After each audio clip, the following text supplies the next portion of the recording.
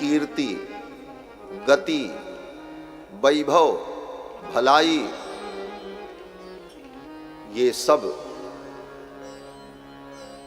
जहां कहीं भी किसी को मिला, जहां जे जतन जहां जेहि पाई, सो जानब सत्संग प्रभाव। सत्संग का ही प्रभाव होता है। तो जीवन में सत्संग मिले तो सब कुछ प्राप्त हो जाता है। कपिल भगवान कहते, मां संतों का संग करना चाहिए। ये बात तो समझ में आ गई, लेकिन अब एक दूसरी समस्या खड़ी हो गई। संत कौन? किस संत का हम संग करें?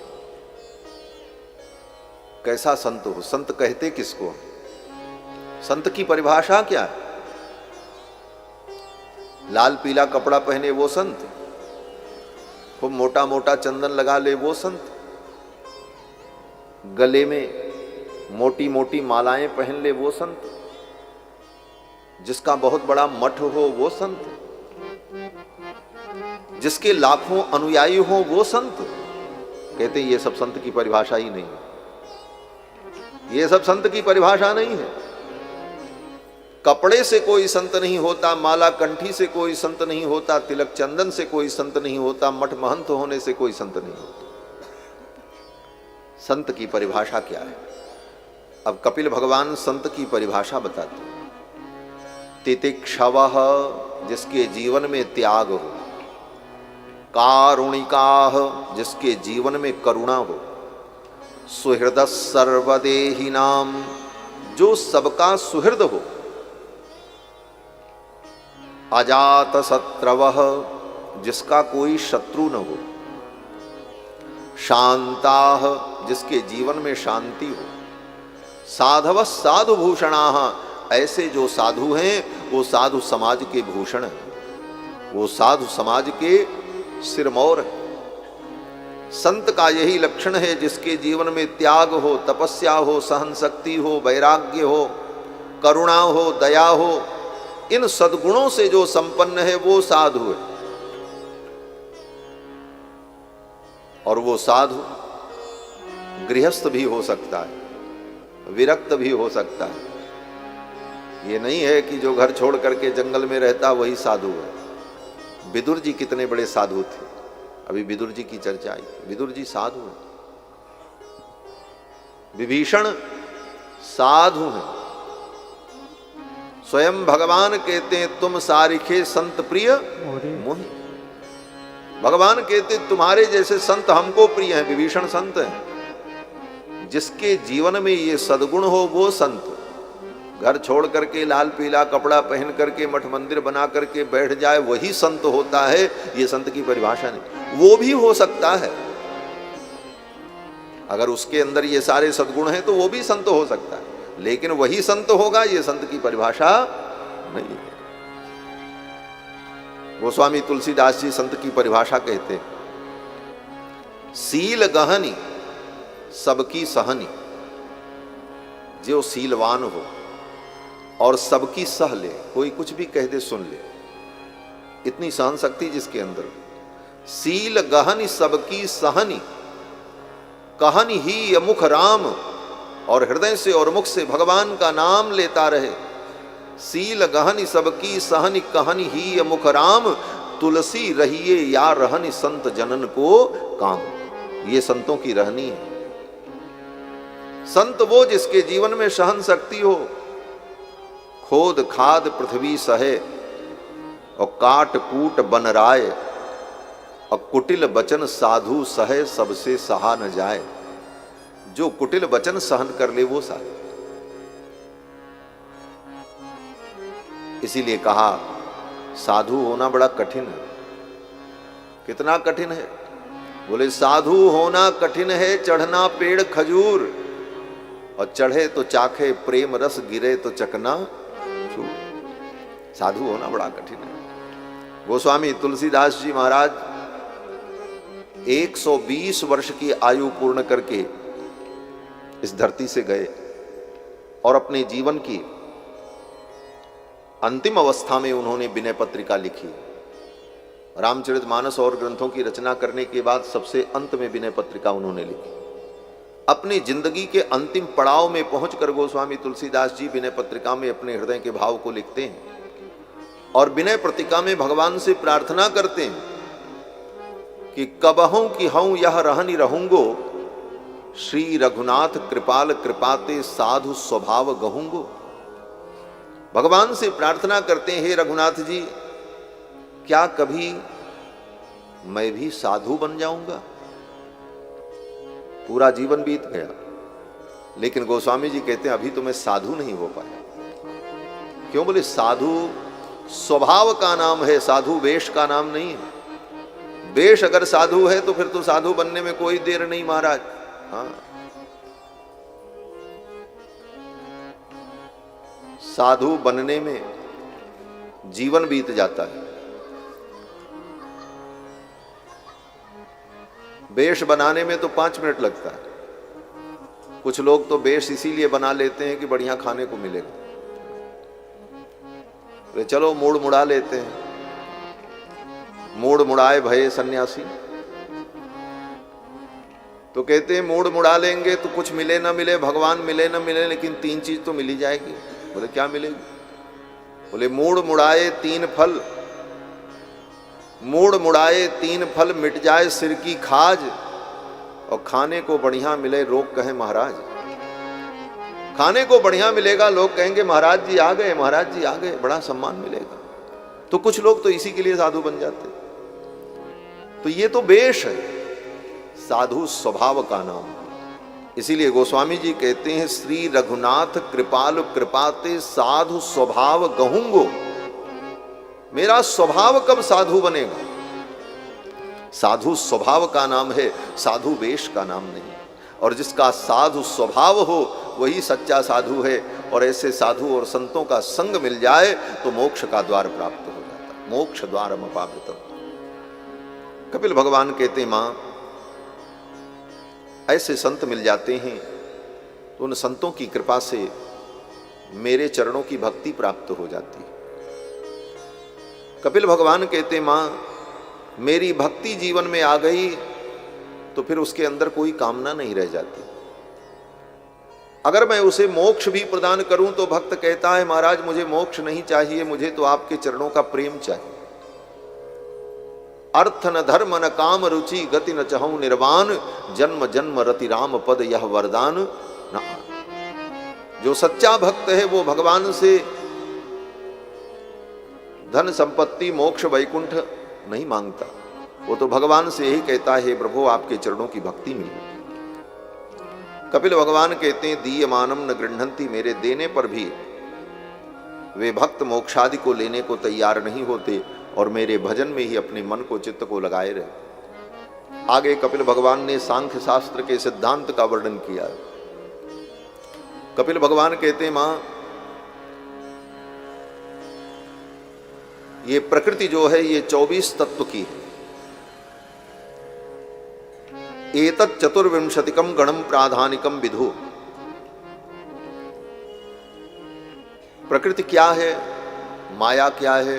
बोले 5 तत्व, पृथ्वी जल तेज वायु आकाश। इन 5 तत्वों से उत्पन्न होने वाली 5 सूक्ष्म तन्मात्राएं, रूप रस गंध स्पर्श और शब्द। फिर इन 5 भूत और सूक्ष्म तन्मात्राओं से उत्पन्न होने वाली 5 ज्ञानेंद्रियां, 5 कर्मेंद्रियां जो हमारे आपके शरीर में। ये कितने हो गए? बोले 20। 5 महाभूत, 5 तन्मात्राएं, 5 ज्ञानेंद्री और 5 कर्मेंद्री, ये 20। मन बुद्धि चित्त अहंकार, ये 4 अंतःकरण, 24। इन 24 तत्वों से बना हुआ ये शरीर ही प्रकृति है। और इस शरीर के अंदर जो आत्मा है वो पुरुष है। यही प्रकृति पुरुष का भेद है। ये तो केवल मोटी मोटी बात है। फिर इनके एक एक विषयों का कितना कितना भेद है, उसके प्रकार क्या है, उसका लक्षण क्या है, वो सब विचार का विषय है, बड़ा लंबा विषय। कपिल भगवान ने अपनी मां को ये सब बताया और फिर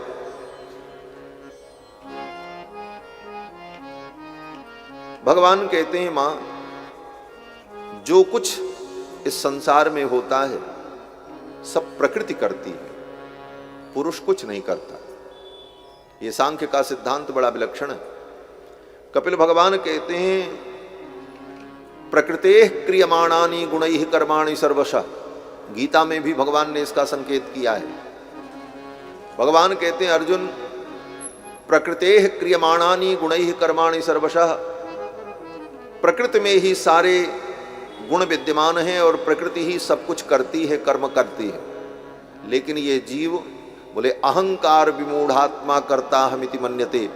अहंकार से विमूढ़ होकर के ये जीव अपने को कर्ता मान लेता है कि हमने किया। करती तो प्रकृति है सब कुछ, लेकिन जीव अपने को कर्ता मान लेता है। अहंकार अहम क्रिया विमूढ़ात्मा कर्तास्मीत्यभिमन्यते।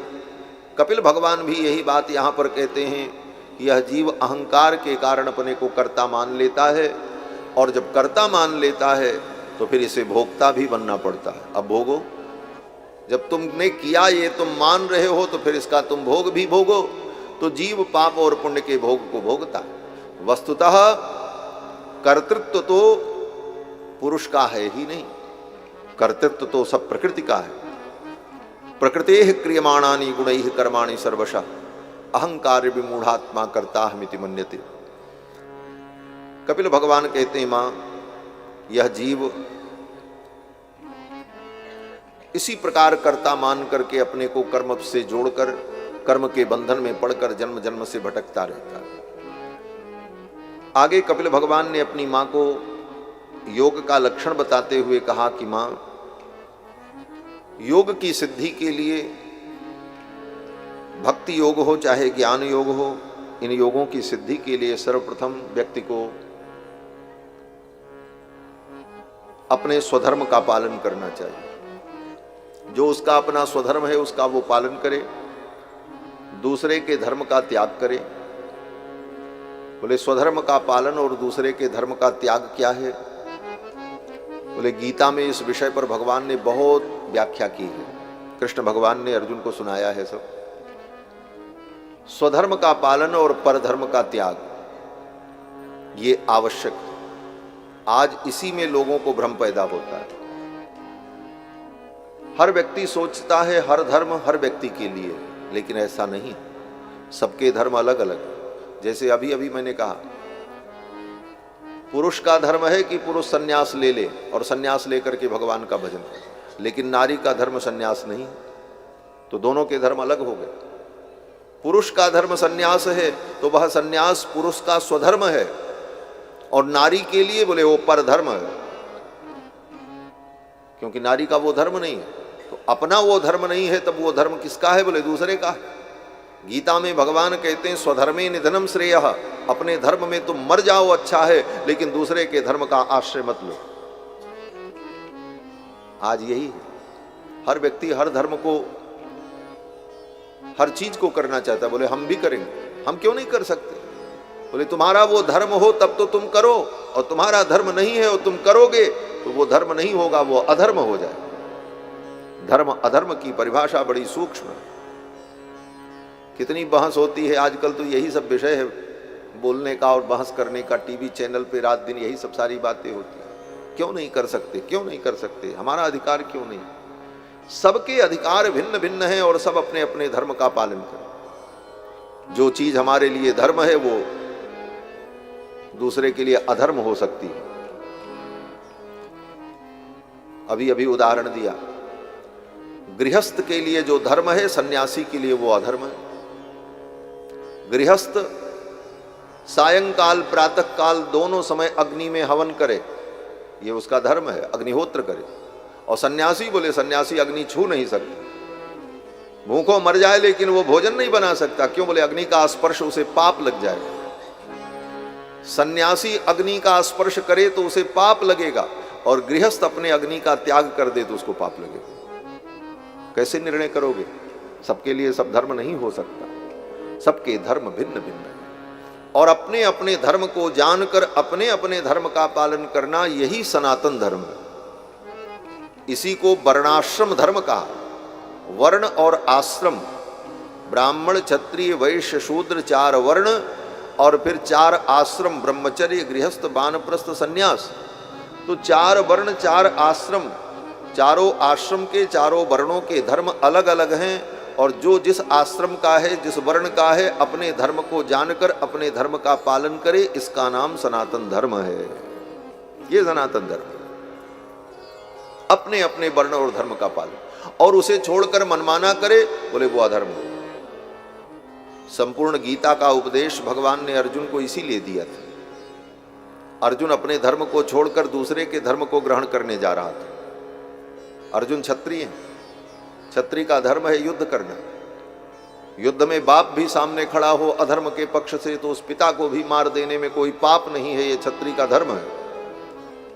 अर्जुन के सामने वही समस्या थी। अर्जुन ने कहा, राज्य के लिए, राज सत्ता के लिए मैं अपने इन परिजनों को नहीं मारूंगा।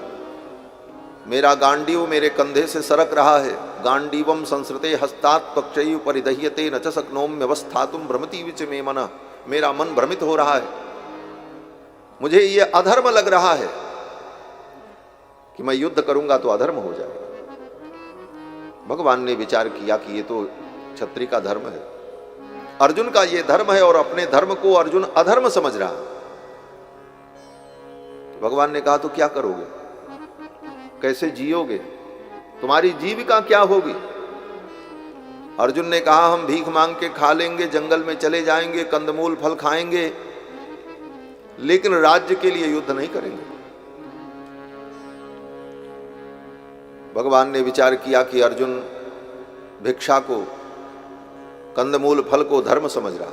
बोले ये धर्म है तो, लेकिन ये ब्राह्मण का धर्म है, क्षत्रिय का धर्म नहीं। क्षत्रिय भिक्षा नहीं मांग सकता। आजकल के क्षत्रिय भिखारी बन जाए बात अलग है, लेकिन क्षत्रिय के लिए भिक्षा धर्म का शास्त्र में निषेध है। भिक्षा तो केवल ब्राह्मण की, दान लेना भी केवल ब्राह्मण का धर्म है। ब्राह्मण के अतिरिक्त दानाधिकारी भी कोई नहीं। क्षत्रिय दान करेगा, दान लेगा नहीं। सबके धर्म भिन्न भिन्न। अर्जुन ने कहा, हम जंगल में कंदमूल फल खाएंगे, भिक्षा मांग के भोजन कर लेंगे, जीवन यापन कर लेंगे। भगवान ने विचार किया, अर्जुन जिसको धर्म समझ रहा है वो अर्जुन के लिए अधर्म है, और अर्जुन के लिए जो धर्म है अर्जुन उसको अधर्म समझ रहा है।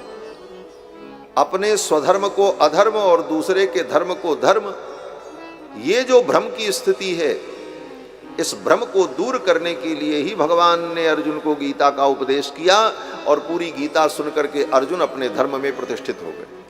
अर्जुन ने कहा, करिष्ये वचनं तव, आप जो कहोगे वो मैं करूँगा। भगवान ने कहा, युद्ध करो। अर्जुन ने गांडीव उठाया और युद्ध किया, और सभी वीरों को धराशायी कर दिया। अपने स्वधर्म की निष्ठा, यही सनातन धर्म है। 11,000 वर्ष तक राम जी ने भी अयोध्या के सिंहासन पर बैठ करके यही किया है।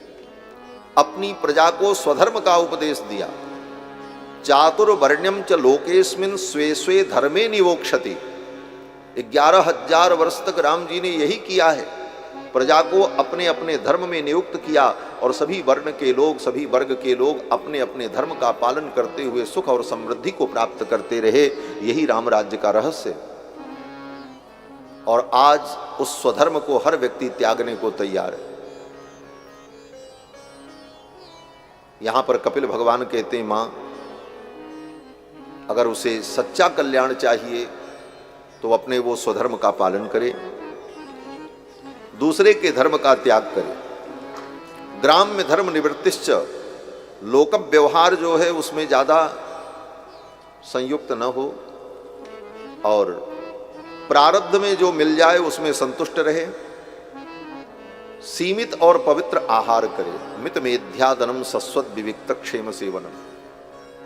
आप चाहे भक्ति मार्ग में लगो, चाहे योग मार्ग में, चाहे ज्ञान मार्ग में, किसी भी मार्ग में, लेकिन आहार अगर आपका शुद्ध नहीं है तो आपका कोई भी योग सफल होने वाला नहीं। मित मेध्यादन, मित माने सीमित, और मेध्य माने पवित्र। सीमित और पवित्र भोजन करें, तब कोई भी योग सफल होगा, अन्यथा कोई भी योग सफल होने वाला नहीं। मित मेध्यादनम सस्वत विविक्त क्षेम सेवनम। कपिल भगवान कहते हैं, मां, आध्यात्मिक योग करने वाले व्यक्ति को मित और मेध्य भोजन करना चाहिए, सीमित भोजन। ज्यादा भोजन करने पर भी न योग होता है, न भक्ति होगी, न साधना होगी। एक थरिया भात और 15 रोटी दाब करके खाओ तो न भजन होगा, न पूजन होगा, न ध्यान होगा, न साधना होगी। सीमित खाओ और पवित्र हो। अब पवित्र और अपवित्र का लक्षण क्या है? तो भगवत पाद श्री रामानुजाचार्य अपने श्री भाष्य में कहते हैं कि जात्याश्रय निमित्त दुष्टादन्नात् काय शुद्धिर विवेका। 3 प्रकार का जो दोष है अन्न में, भोजन में, जाति, आश्रय और निमित्त, इन 3 दोषों से रहित शुद्ध अन्न का जब सेवन व्यक्ति करता है तब विवेक की उत्पत्ति होती है। जात्याश्रय निमित्त दुष्टादन्नात् काय शुद्धिर विवेका। 3 प्रकार के दोष से रहित जब अन्न का हम सेवन करते हैं तब हमारे अंदर विवेक उत्पन्न होता है। ये 3 प्रकार का दोष क्या है? बोले जाति दोष। जाति माने जन्म। जो वस्तु जन्म से ही अशुद्ध है उस वस्तु को हम न खाएं। जैसे मांस, मांस को किसी ने अशुद्ध नहीं किया, वो मांस पैदा होगा तो अशुद्ध ही होगा। क्यों? बोले किसी पशु को मार करके ही तो लिया जाएगा। प्याज, लहसुन, मशरूम, ये जाति दुष्ट वस्तु है। जाति दुष्ट का मतलब जो उत्पन्न होते ही अपवित्र है, उसको किसी ने अपवित्र किया नहीं। बोले महाराज वो तो प्रकृति से उत्पन्न है। बोले प्रकृति में तो जहर भी उत्पन्न होता है, खा लो विष, मरोगे कि नहीं मरोगे। प्रकृति में जो कुछ उत्पन्न है सब खाने के लिए थोड़ी बना है। आजकल लोग तर्क देते हैं महाराज वो तो प्राकृतिक है। बोले प्राकृतिक तो सब कुछ है। प्रकृति में तो अग्नि भी आती, खा लो अग्नि, कूद जाओ अग्नि में, मर जाओगे। प्रकृति में सब कुछ है। ये गुण दोषमय प्रकृति है, केवल गुण गुण नहीं है प्रकृति में, प्रकृति में दोष भी है। गुण दोषमय विश्व कीन करतार, संत हंस गुण गहहि पह परिहरि बारी विकार। गोस्वामी जी कहते हैं कि प्रकृति में तो सब कुछ है। विधि प्रपंच गुण अवगुण साना। विधाता ने जब सृष्टि बनाई तो गुण अवगुण को सान करके बनाया, तब ये सृष्टि बनी। केवल गुण गुण रहे तब भी सृष्टि नहीं चलेगी, केवल अवगुण हो तब भी सृष्टि नहीं चलेगी। केवल सीमेंट से ईंटा चिपकाओ, ईंटा नहीं चिपकेगा। उस सीमेंट में पानी बालू मिलाओ और तब चिपकाओ, तब पकड़ बनती है। उसी प्रकार गुण अवगुण को सान करके विधाता ने यह सृष्टि बनाई। विधि प्रपंच गुण अवगुण साना, तब यह सृष्टि बनी। तो इस सृष्टि में गुण भी है, अवगुण भी है, लेकिन विवेक और बुद्धि के द्वारा हम गुण को ग्रहण करें और अवगुण का त्याग करें, यही तो जीवन, यही जीवन जीने का तरीका है। तो जो वस्तु जन्म से ही अशुद्ध है ऐसी वस्तु का सेवन हम न करें। उसको कहा जाता है जाति दुष्ट। जाति दुष्ट माने जन्म से जो दूषित है, दुष्ट माने दूषित। तो प्याज, लहसुन, मशरूम, मशरूम की सब्जी बड़े प्रेम से लोग खाते हैं। जिस श्लोक में मुर्गे का मांस, सूअर का मांस, प्याज लहसुन का निषेध किया गया है, उसी में मशरूम का भी निषेध है। लसुनम गृंजनम चैव प्लांडुम ग्राम कुक्कुटम छत्राकम बिडवराहं च जग्ध्वा चंद्रायणम चरेत। छत्राकम, छत्राक माने मशरूम जो छाता के समान होता है। गांव की भाषा में उसको कुकुरमुत्ता कहते हैं। वो कुकुरमुत्ता की एक प्रजाति है और उसको लोग बड़े प्रेम से खाते हैं। उसको खाने के बाद चांद्रायण व्रत करना चाहिए, तब प्रायश्चित्त होता है, इतना पवित्र। तो इन खाद्य वस्तुओं पर विचार करके खाना चाहिए, क्या खाना क्या नहीं खाना। हमारा मनुष्य ही एक ऐसा जीव है जिसको अगर ज्ञान न दिया जाए तो ये कुछ भी खा लेगा। मनुष्य से तो अच्छे पशु हैं। पशु को तो भगवान ने केवल नाक दी और नाक से सूंघ करके वो जान जाता है क्या हमारे खाने लायक है और क्या खाने लायक नहीं। लेकिन मनुष्य के मुख के ऊपर नाक बनी है, लेकिन ये नहीं जान पाता, एक से एक गंदी चीजों को भी खा लेता। मनुष्य तो मनुष्य को खा रहे हैं महाराज। हमने तो यहां तक सुना है कि गर्भ के बच्चे, जो 5 महीने 6 महीने के बच्चे गर्भ में मर गए तो उन्हें बाहर निकाला गया ऑपरेशन करके, तो ऐसे बच्चे भी बिक जाते हैं होटल में, उनको भी लोग खा लेते हैं। अब चाइना में ना किसी किसी देश में कहीं की घटना हमने सुनी थी। तो ये मनुष्य कितना गंदा है। विवेकहीन होने के कारण, ज्ञानहीन होने के कारण पशु से भी ज्यादा गया। तो जो वस्तु अखाद्य है, जो जाति से दुष्ट है, ऐसी वस्तु का सेवन न करें। जाति। दूसरा दोष क्या होता है खाने की वस्तु में? बोले आश्रय। चावल, दाल, आटा, रोटी, गेहूं ये पवित्र है, ये खाने योग्य है। लेकिन बनाने वाला अगर अशुद्ध है, ये शुद्ध अन्न भी अगर अशुद्ध व्यक्ति के आश्रय में है, तब भी खाने योग्य नहीं होगा। चावल बहुत अच्छा है, पवित्र है, चावल खाना चाहिए, शास्त्र कहता है। लेकिन बनाने वाला शराबी है, बोले तो उसके हाथ का बना हुआ तुम खाओगे, पतित हो जाओ। बनाने वाला स्वयं मांसाहारी है, अपवित्र है, तो उसके हाथ का बना हुआ खाओगे तो अपवित्र हो जाओ। वो अन्न पवित्र होते हुए भी आश्रय दोष के कारण दूषित हो गया। और तीसरा दोष होता है निमित्त। पवित्र अन्न को पवित्र व्यक्ति ने बनाया, लेकिन जब आप भोजन करने चले तब तक उसमें बाल पड़ गया, कुत्ता बिल्ली ने छू दिया, किसी अपवित्र जीव ने उसको जूठा कर दिया, बोले अब वो अपवित्र हो गया। तो इसको कहते हैं निमित्त दोष। तो जाति, आश्रय और निमित्त, 3 प्रकार के दोषों से रहित अन्न का जब व्यक्ति सेवन करता है, तब विवेक की उत्पत्ति होती है। जात्याश्रय निमित्त दुष्टादन्नात् काय शुद्धिर विवेकः। तो कपिल भगवान कहते हैं मां, सीमित और पवित्र आहार करना चाहिए। मित मेध्यादनम सस्वद विविक्त क्षेम सेवनम। सीमित और पवित्र भोजन करें और अहिंसा, सत्य, अस्तेय, इन व्रत का पालन करें। यावदर्थ परिग्रह, जितना जीवन में आवश्यक हो उतना ही हम संग्रह करें। ये संसार का संग्रह भी दुख का कारण होता है, क्योंकि वस्तुओं का संग्रह,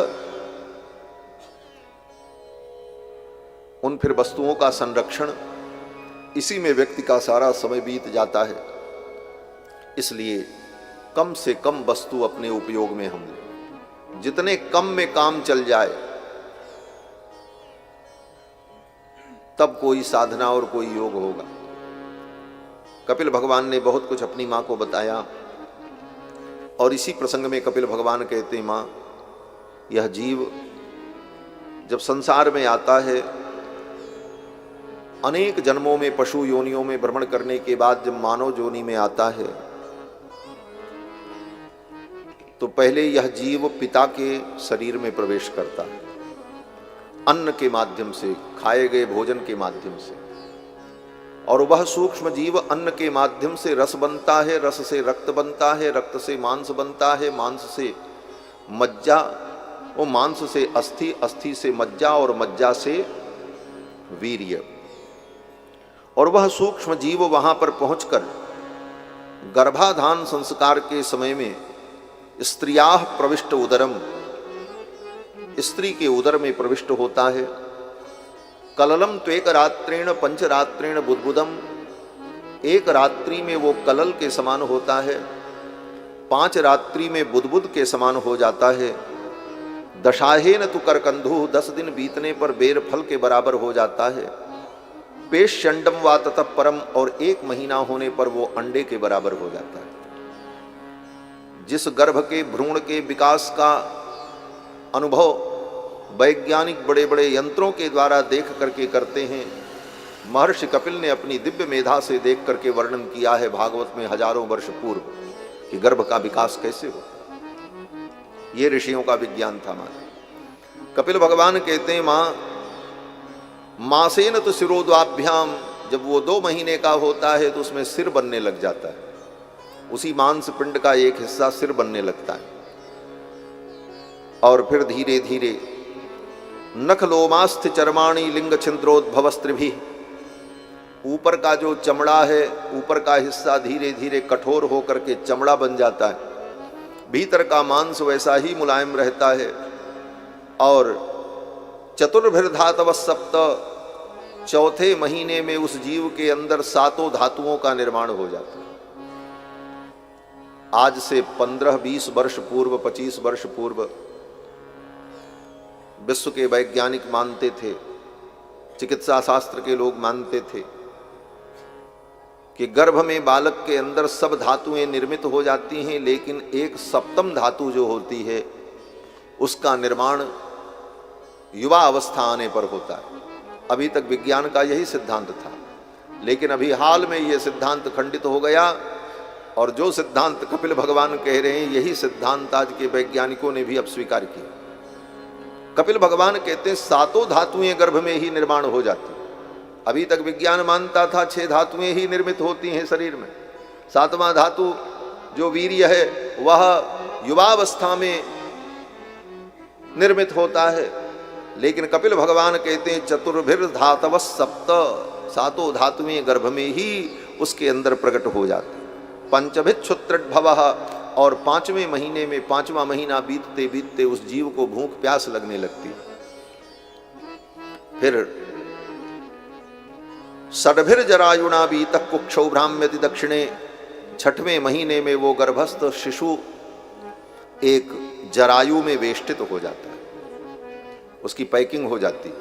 क्यों बोले, अब नाक कान आंख बन गया, कहीं गर्भ का पानी उसके नाक में, आंख में, कान में चला जाएगा तो मर भी सकता है। इसलिए भगवान उस गर्भ में ही ऐसी व्यवस्था कर देते हैं कि ऊपर से उसके ऊपर एक जरायु, एक आवरण लगा होता है, थैली एक होती है जिसमें वो बंद रहता है, जिससे गर्भ का पानी, गर्भ का कोई विकार उसके नाक कान आंख किसी अंग में न जाए।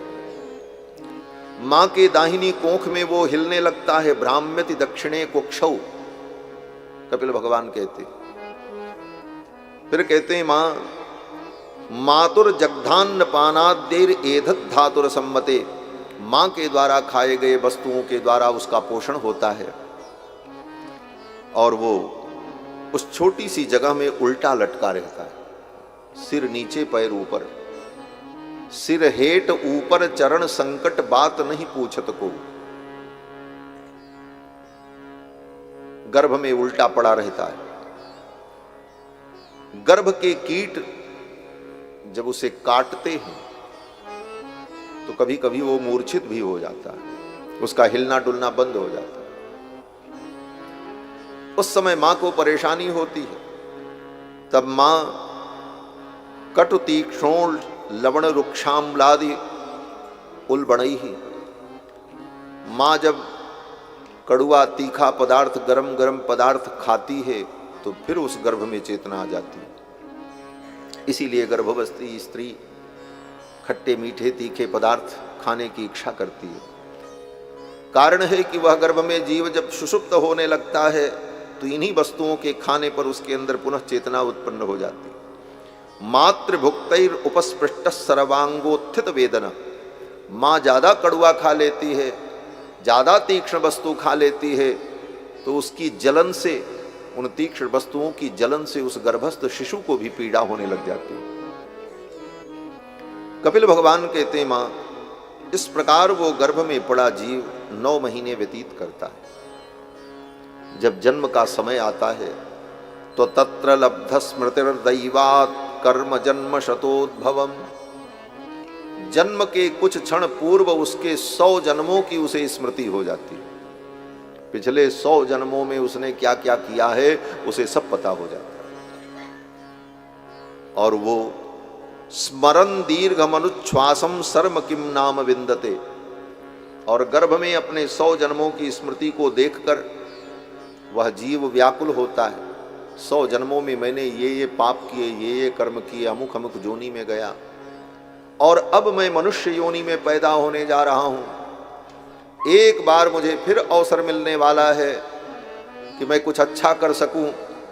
अगर इस बार मैं चूक गया तो मेरा फिर पतन हो जाएगा, फिर जन्म जन्म भटकना पड़ेगा, विभिन्न योनियों में भ्रमण करना पड़ेगा, और वह जीव अपने 100 जन्मों के कर्मों को देखकर दुखी होकर के भगवान से प्रार्थना करता है।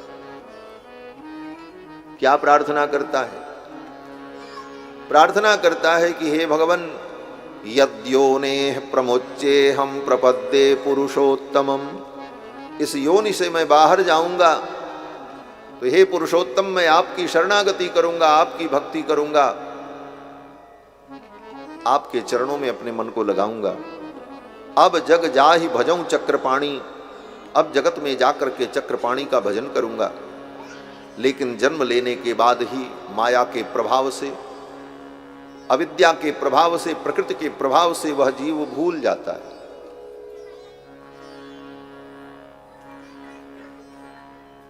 उसी समय भगवती लक्ष्मी कहती हैं भगवान से, हे प्रभु, ये जीव प्रार्थना कर रहा है कि अब जाकर के जगत में आपका भजन करेंगे, आप इस पर कृपा करो। तो भगवान कहते हैं, देवी, इसने हर बार ऐसी प्रतिज्ञा की है और हर बार हमको धोखा दिया, एक बार नहीं, मैं कहां तक विश्वास करूं। लक्ष्मी जी कहती, प्रभु इस बार लिखा पढ़ी कर लो। कोई व्यक्ति जबानी सौदा मान ले और बाद में धोखा दे दे तो उसका उपाय क्या है? बोले लिखा पढ़ी करके काम करो। हाँ, दस्तावेज बना लो, प्रमाण रहेगा कि भाई तुमने कहा था, तुमने शर्त किया था, शर्तनामा लिख जाए। भगवान कहते हैं यहां कौन सा शर्तनामा गर्भ में लिखा जाएगा, कौन सा कागज होगा, कौन सा स्टाम्प पेपर होगा। लक्ष्मी जी कहती हैं, हे प्रभु, दुनिया में जितना लिखा पढ़ी होती है हाथ से ही होती है, इसके हाथों पर आप लिख दो। भगवान कहते हैं हाथों पर लिख दे। लक्ष्मी जी कहती हाँ, इसकी उंगलियों पर अपने आयुध के चिन्ह अंकित कर दो। जब ये संसार में जाएगा, पैदा होगा, अपने हाथों को देखेगा तो इसे याद आ जाएगा मैंने भगवान से कोई प्रतिज्ञा की थी। तो गर्भ में ही भगवान लक्ष्मी जी के कहने पर उस जीव की उंगलियों पर अपने आयुध शंख चक्र के चिन्ह को भगवान अंकित कर देते हैं। इसीलिए दुनिया में कहीं भी मनुष्य पैदा हो तो उसकी उंगलियों में शंख चक्र ही बने होते हैं। न त्रिशूल बनता है, न डमरू बनता है, न तलवार बनती है, न खड्ग बनता है, न कोई दूसरी आकृति होती है। मनुष्य मात्र की उंगलियों में शंख चक्र के चिन्ह होते हैं। और हस्तरेखाविद जो विद्वान हैं वो बताते हैं, 10 चक्र राजा 10 शंख जोगी, ये कहावत है। 10 उंगलियों में जिसके शंख के चिन्ह हो वो योगी होता है, और 10 उंगलियों में जिसके चक्र के चिन्ह हो वो चक्रवर्ती सम्राट होता है, वो राजा बनता है। तो उंगलियों में शंख चक्र के चिन्ह भगवान के द्वारा अंकित हुए। क्यों? बोले ये प्रमाण है कि हम उस चक्रपाणी के अंश हैं, हम किसी के अंश नहीं हैं। हम न खड्ग धारण करने वाले के अंश हैं और न किसी आयुध धारण करने वाले के अंश हैं, हम तो उस चक्रपाणी के अंश हैं। भगवान के शंख चक्र का चिन्ह उंगलियों के अग्रभाग में प्रकट हो जाता है, गर्भ में। इसीलिए शास्त्र कहता है जब तुम्हारे अंदर समझ पैदा हो जाए तो बड़ों की बात मानो। बड़े कहते हैं, शास्त्र कहता है कि सवेरे उठते ही अपने हाथ को देखो। ये कहा जाता ना, हमारी आपकी दिनचर्या कैसे शुरू होती है? प्रातः काल सो करके उठे तो सबसे पहले अपने हाथ को देखना चाहिए। प्रभाते कर दर्शनम, यही तो विधि है। क्या देखना है हाथ में? कौन हाथी घोड़ा बना हुआ है इसमें? क्या देखें? कहते हैं कराग्रे वसते लक्ष्मी, कर के अग्रभाग में लक्ष्मी का निवास है। ये स्मरण करो, लक्ष्मी जी ने कृपा करके तुम्हारी उंगलियों के अग्रभाग में शंख चक्र के चिन्ह अंकित कराए।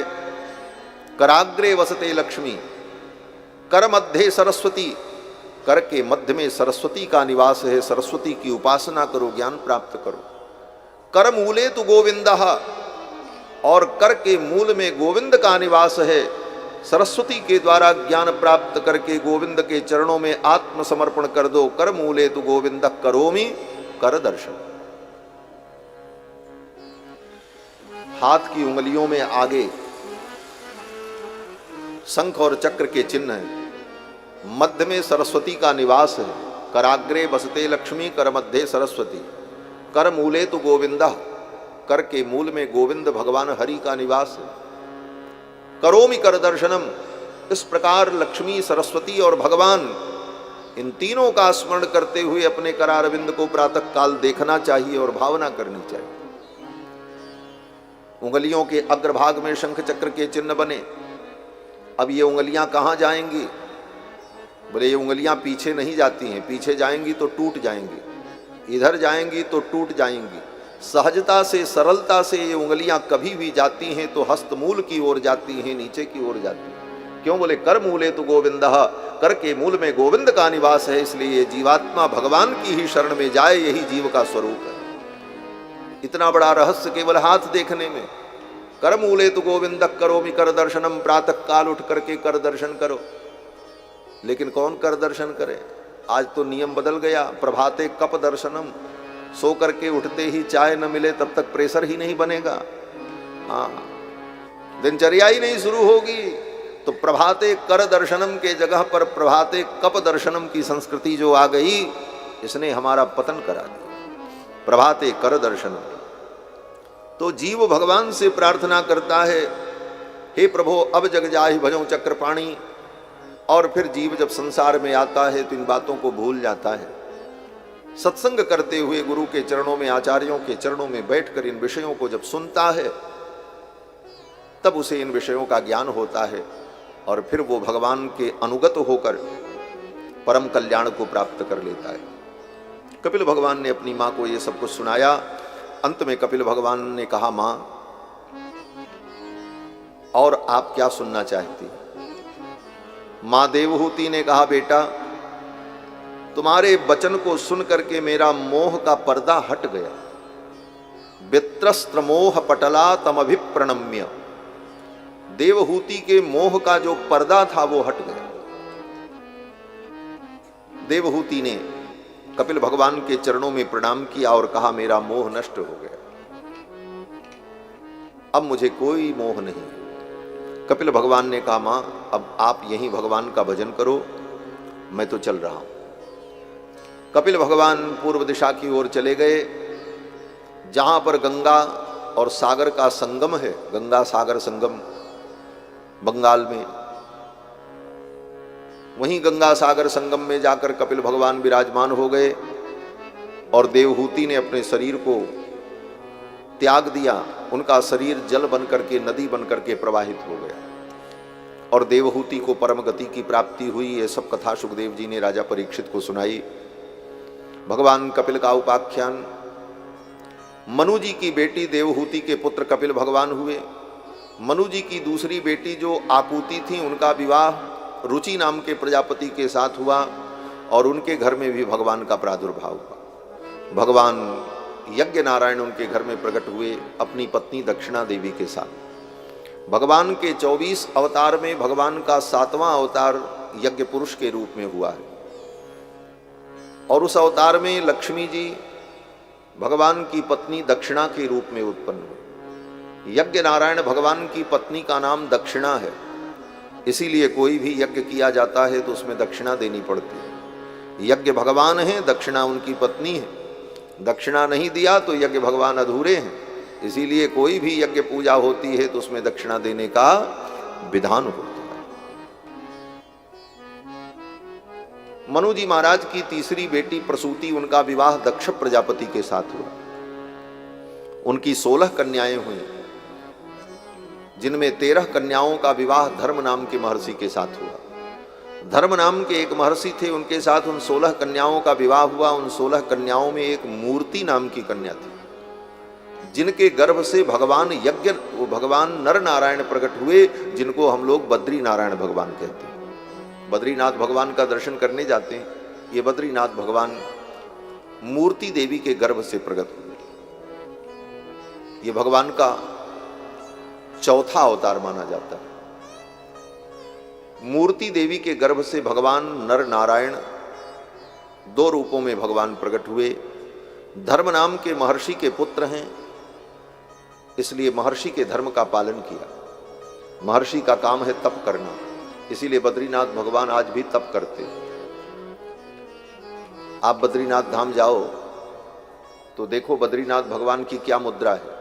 पद्मासन लगा करके दोनों हाथ ऐसे बीच में रखकर ध्यान मुद्रा में बद्री नारायण भगवान विराजमान हैं, तपस्या कर रहे हैं।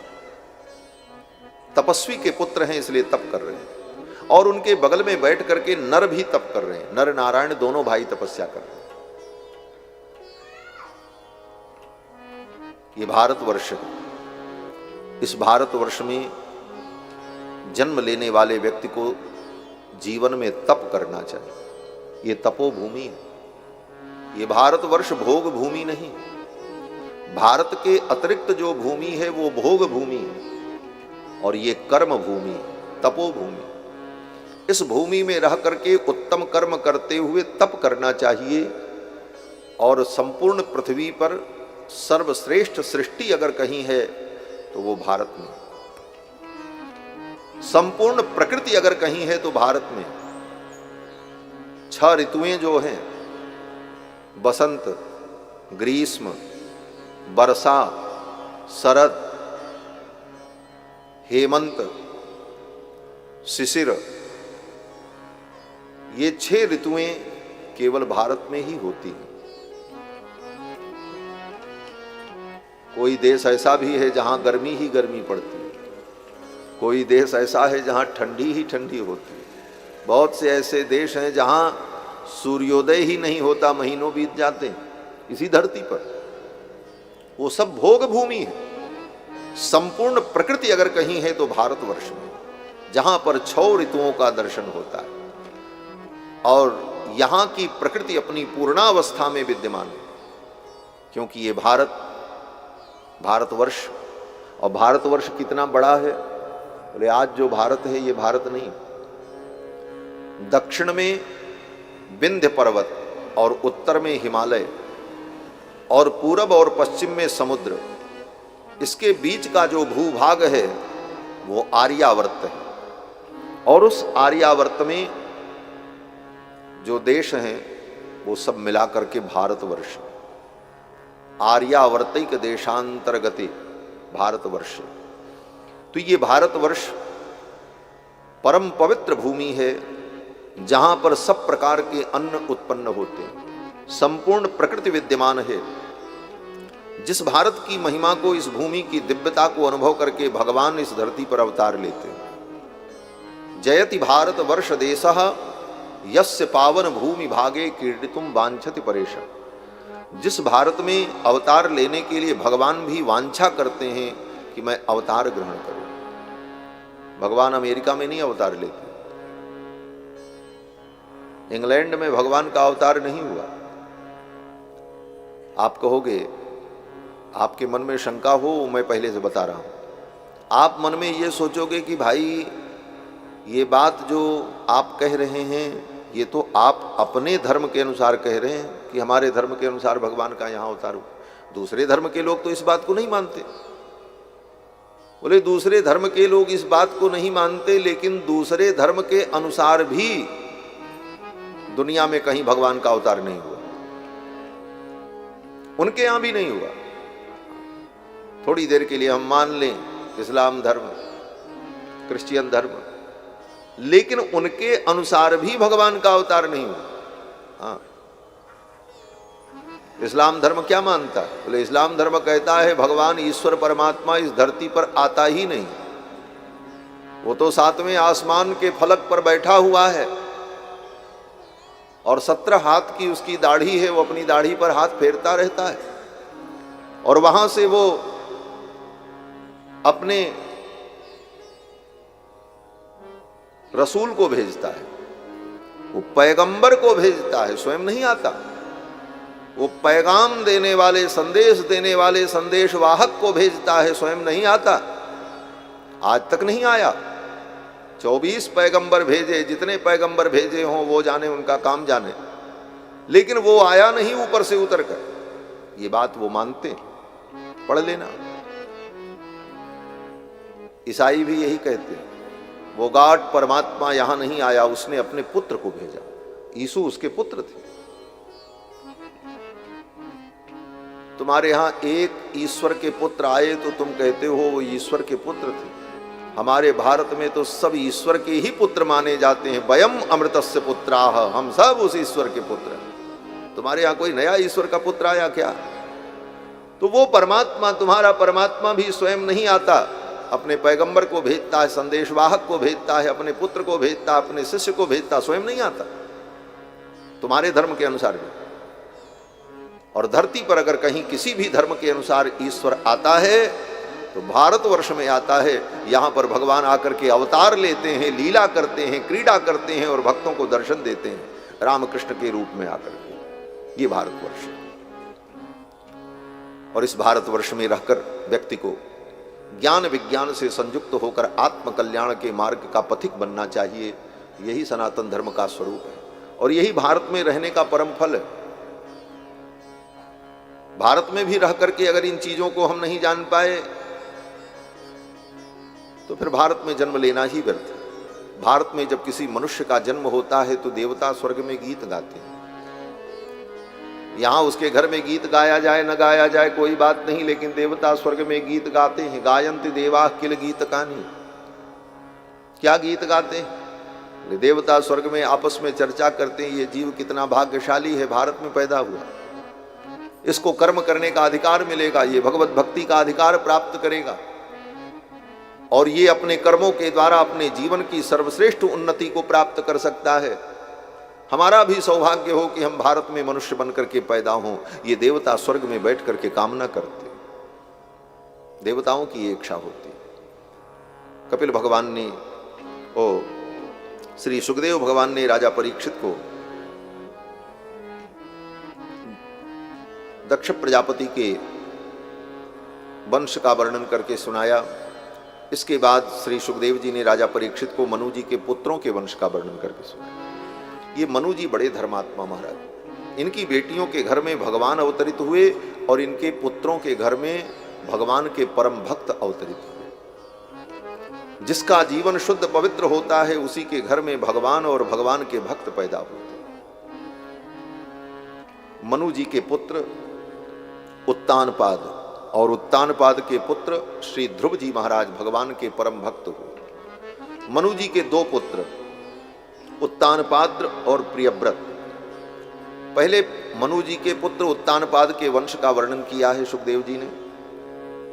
सुखदेव जी कहते हैं महाराज मनु के पुत्र उत्तानपाद जो हैं उनकी दो पत्नियां थीं। बड़ी पत्नी का नाम सुनीति और छोटी पत्नी का नाम सुरुचि। बड़ी पत्नी जो सुनीति हैं उनके पुत्र श्री ध्रुव जी महाराज हुए, जिन्होंने 5 वर्ष की अवस्था में भगवान का दर्शन प्राप्त कर लिया। और सुरुचि के पुत्र उत्तम हुए, जिनको गंधर्वों ने मार डाला। महाराज उत्तानपाद के पुत्र ध्रुव जी भगवान के परम भक्त हुए। ध्रुव जी के चरित्र का बड़े विस्तार से वर्णन सुखदेव जी ने सुनाया। सुखदेव जी कहते हैं राजन, एक दिन महाराज उत्तानपाद अपनी सभा में बैठे थे। बगल में छोटी पत्नी सुरुचि बैठी थी और सुरुचि के पुत्र उत्तम को गोद में लेकर के दुलार कर रहे थे, लाड कर रहे थे। तब तक 5 वर्ष के ध्रुव जी महाराज जो बड़ी महारानी के पुत्र खेलते हुए आ गए। पिता की गोद में बैठने चले तो सौतेली मां बगल में बैठी थी, हाथ पकड़ करके घसीट दिया नीचे, डांट लगाई। नवत्स निपतेर धृष्ण्यम भवानारूढ़ुमर्हति। अरे पुत्र, तू इनकी गोद में नहीं बैठ सकता। ध्रुव जी ने पूछा क्यों? सौतेली मां सुरुचि ने कहा तू मेरी कोख से पैदा नहीं हुआ है, इसलिए इनकी गोद में नहीं बैठ सकता। न गृहीतो मया यत्वम कुक्ष्वावपि नृपात्मज। हे नृपपुत्र, हे राजपुत्र, तुम मेरी कोख से पैदा नहीं हुए, इसलिए इनकी गोद में नहीं बैठ सकते। 5 वर्ष के बच्चे से कोई कहे कि तुम मेरी कोख से पैदा नहीं हुए इसलिए नहीं बैठ सकते, ये कोख क्या होती है और ये पैदा होना क्या है, ये 5 वर्ष का बालक क्या जाने। लेकिन सौतेली मां ने इतनी बड़ी बात ध्रुव को कही। ध्रुव जी तो चुप हो गए। पत्नी के संकोच में और पत्नी के दबाव में होने के कारण महाराज उत्तानपाद कुछ बोल न सके और वो भी चुप बैठे रहे। ध्रुव जी को बड़ा दुख हुआ और ध्रुव जी वहां से आए और अपनी मां के गोद में गिर पड़े और रोने लगे। मातु सपत्न्यासु दुरुक्ति विद्धा, सौतेली मां के वचनों से उनका हृदय अत्यंत व्यथित हुआ और मां की गोद में आकर के गिर करके रोने लगे। हित्वा मिषंतम पितरम सन्नवाचम जगाम मातु प्ररुदन सकाशम, मां की गोद में गिर करके ध्रुव जी रोने लगे। मां सुनीति जान गई आज मेरे बेटे का अनादर हुआ है भरी सभा में। मां सुनीति ने कहा बेटा तुम रो मत, इसमें तुम्हारा कोई दोष नहीं है। तुम्हारी सौतेली मां ने ठीक कहा है, मुझ अभागिनी के गर्भ से तुम पैदा हुए इसीलिए आज तुमको ये दुख हो रहा है। अगर तुम सुरुचि के पुत्र होते तो तुम्हें ये दुख न होता। श्री ध्रुव जी महाराज को मां सुनीति ने समझाया और मां सुनीति ने कहा कि तुम्हारी सौतेली मां ने ठीक कहा है। सुरुचि ने एक बात और कही थी। सुरुचि ने कहा देखो अगर पिता की इस गद्दी को राज सिंहासन को तुम चाहते हो तो एक काम करो। बोले क्या? बोले तपसा आराध्य पुरुषम तस्सैवानुग्रहेण में गर्भे तुम साधयात्मानम यदि इच्छर्ष निपासन। अगर राजा की इस गद्दी को चाहते हो तो जाओ तपस्या करो और तुम्हारी तपस्या से भगवान प्रसन्न हो तो उनसे वरदान मांगना कि मेरा अगला जन्म सुरुचि के गर्भ से हो और जब मेरे गर्भ से तुम पैदा होगे तब इस गद्दी पर बैठ पाओ। इतनी बड़ी बात। ध्रुव जी आए, उनकी मां ने उनको कहा बेटा भगवान की भक्ति से जीव को सब कुछ प्राप्त हो जाता है। तुम्हारी सौतेली मां ने ठीक ही कहा है, बेटा तू भगवान का भजन कर। दुखत छिदम ते मृगयामि कंचन नान्यम ततः पद्मपलाशलोचनात्। कमल नयन भगवान के अतिरिक्त तुम्हारे दुख को दूर करने वाला कोई और नहीं है। तुम भगवान की भक्ति करो। मां सुनीत ने अपने बेटे को भगवान के भजन में लगाया। दूसरी मां होती तो क्या कहती? दूसरी मां होती तो यही कहती अरे वो तुम्हारी सौतेली मां है इसलिए वो ऐसा बोल रही, चलो मैं चलती हूं लड़ने के लिए। बेटे का हाथ पकड़ती और जा करके वहीं लड़ाई शुरू हो जाती। तुमने कहा कैसे, क्यों कहा? लेकिन मां सुनीति ने अपने पुत्र को सही मार्ग दिखाया। मां सुनीति ने कहा बेटा तू भगवान का भजन कर। संसार में भगवान के भजन से कुछ भी दुर्लभ नहीं। भगवान के भजन से सब कुछ प्राप्त हो जाता। तू भगवान का भजन कर। संसार में ऐसी माताएं गिनी चुनी हुई हैं। कहते हैं ऐसी एक माता सुमित्रा जी हैं जिन्होंने अपने पुत्र लक्ष्मण को भगवान की सेवा में लगाया। सुमित्रा जी ने कहा जाओ बेटा तुम राम जी की सेवा करो, वही तुम्हारे पिता हैं और सीता ही तुम्हारी मां है। रामम दशरथम विद्धि माम विद्धि जनकात्मजाम अयोध्याम अटवीम विद्धि गच्छतात यथा सुखम।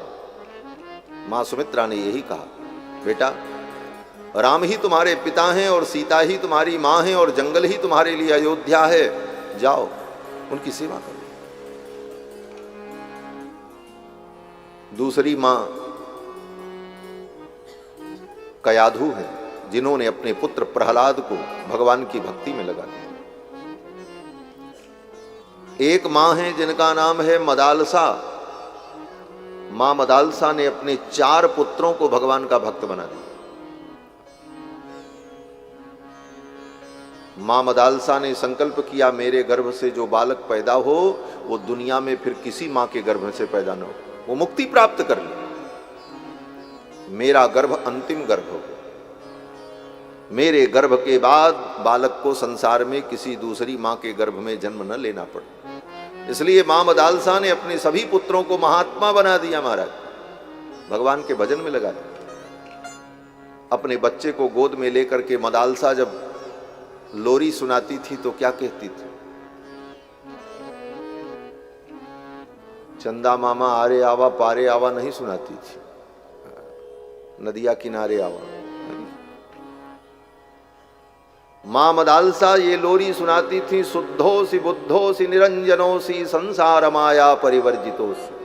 हे पुत्र, तुम शुद्ध रूप से आत्म तत्व हो, तुम शरीर नहीं हो, तुम आत्मा हो। पंचात्मकम देहमिदम न तेस्ति, ये जो तुम्हारा शरीर है ये पंचतत्व का बना हुआ, तुम देह नहीं हो। रोदसी कस्य हेतो हो, किस लिए तुम रो रहे हो बेटा, क्या है तुम्हारा इस संसार में। बचपन से अपने पुत्र को मां मदालसा ने यही उपदेश दिया।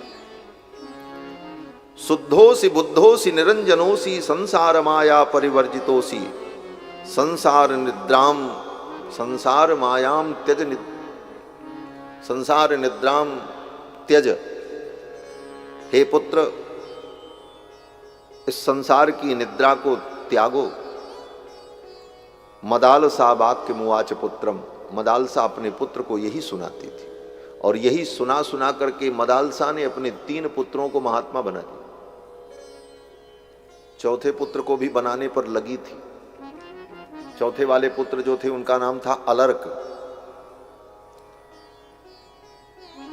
पिता ने सिर पकड़ लिया, हाथ जोड़ा, देवी एक बेटे को तो छोड़ दो, ये भी चला जाएगा, महात्मा बन जाएगा, गृहस्थी उजड़ जाएगी।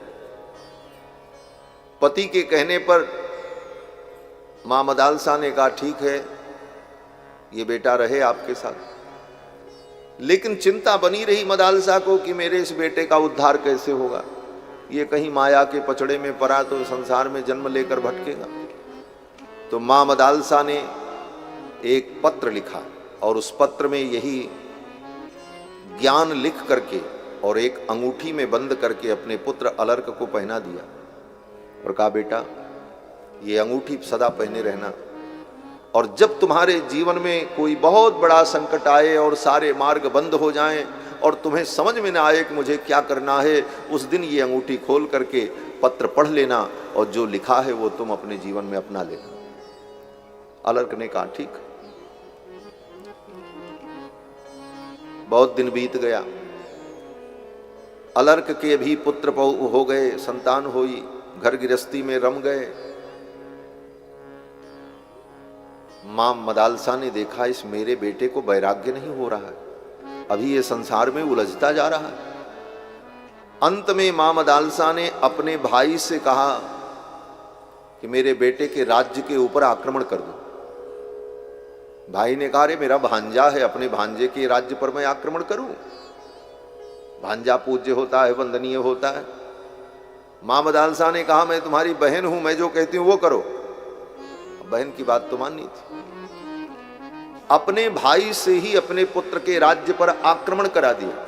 चारों तरफ से सेना ने जब घेर लिया, राजपाट सब नष्ट होने लगा। ऐसी परिस्थिति में अलर्क को याद आया, मैया ने कहा था जब कोई रास्ता न मिले तो पत्र पढ़ लेना।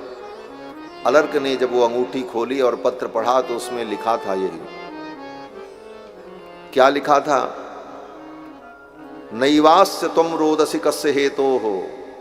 मां ने लिखा था किस लिए रो रहे हो, क्या है तुम्हारा इस दुनिया में, क्या लेकर के आए थे, क्या तुम्हारी वस्तु नष्ट हुई, किसके लिए दुखी हो रहे हो? तुम तो शुद्ध आत्मरूप हो, शुद्धोसी बुद्धोसी निरंजनोसी संसार माया परिवर्जितोसी पंचात्मकम देहमिदम न तेस्ति। ये 5 तत्व से बना ये शरीर भी जब तुम्हारा नहीं है तो इस शरीर के संबंध से संसार की वस्तुएं तुम्हारी कैसे हो सकती? ये पढ़ करके अलर्क को ज्ञान हो गया और अलर्क ने अस्त्र शस्त्र फेंक दिया और भगवान का भजन करने के लिए चल पड़े। तब मां मदालसा को संतोष हुआ कि चलो मेरा बेटा भी सही रास्ते पे लग गया।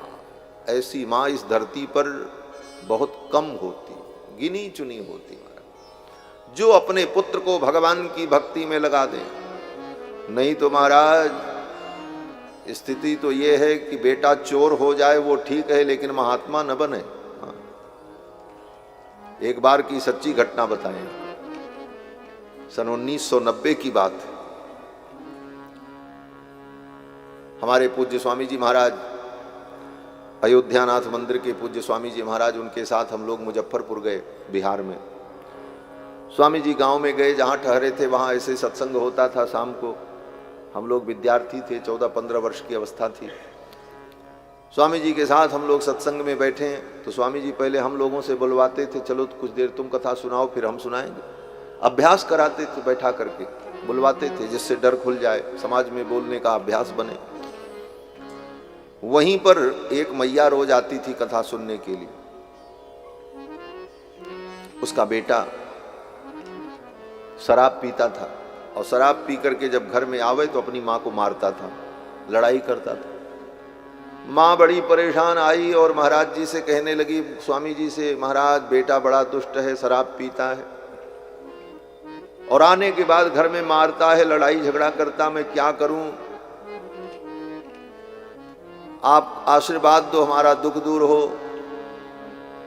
तो स्वामी जी महाराज महात्मा, स्वामी जी ने कहा, तो एक काम कर मैया तू, और कौन है तेरे घर में? बोले कोई और नहीं है, बस बेटा ही है, और वो भी इतना दुष्ट है, दिन भर मारता है, झगड़ा करता है। तो महाराज जी ने कहा, छोड़ दे घर को, चल अयोध्या, वहीं अयोध्या में रहना, भजन करना, प्रसाद पाना, भगवान की भक्ति करना।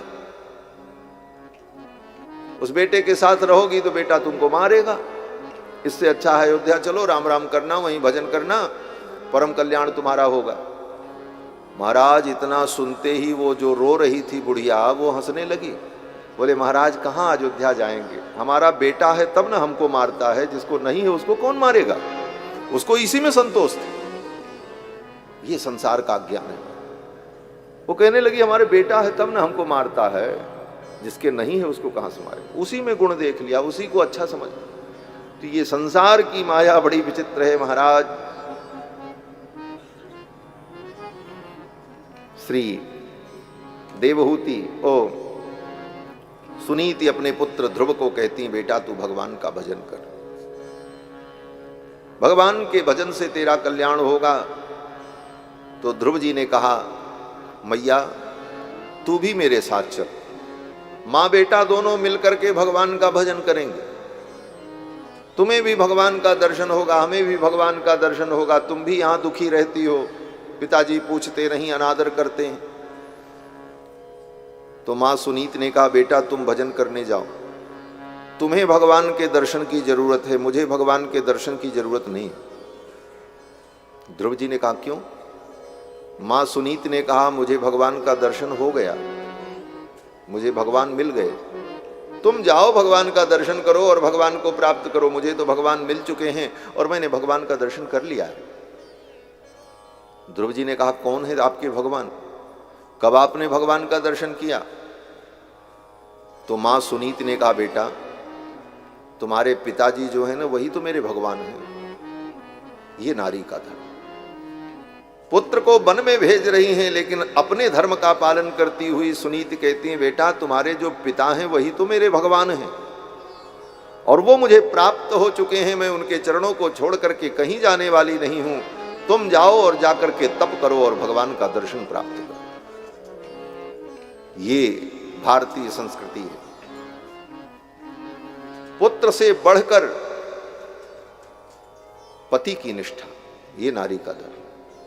क्यों? बोले पति रहेगा तो सैकड़ों पुत्र प्राप्त हो जाएंगे।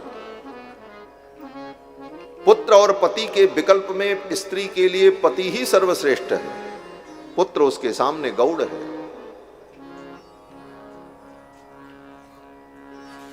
श्री सुनीति ने अपने पुत्र ध्रुव को वन में तप करने के लिए भेजा। ध्रुव जी गए।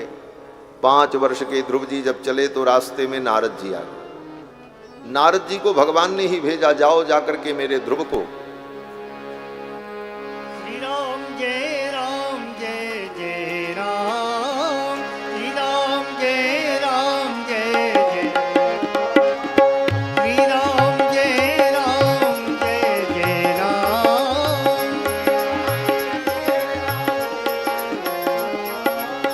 श्री राम जय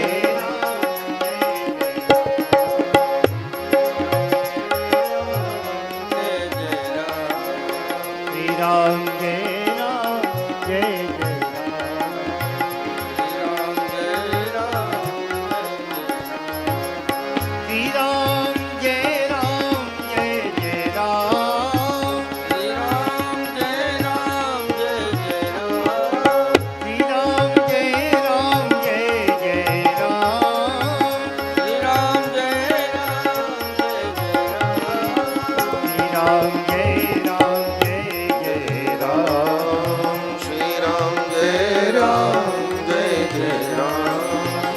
राम जय राम जय जय राम श्री राम जय राम जय जय राम। श्री सीता रामचंद्र भगवान की जय। ध्रुव जी तप करने के लिए चले।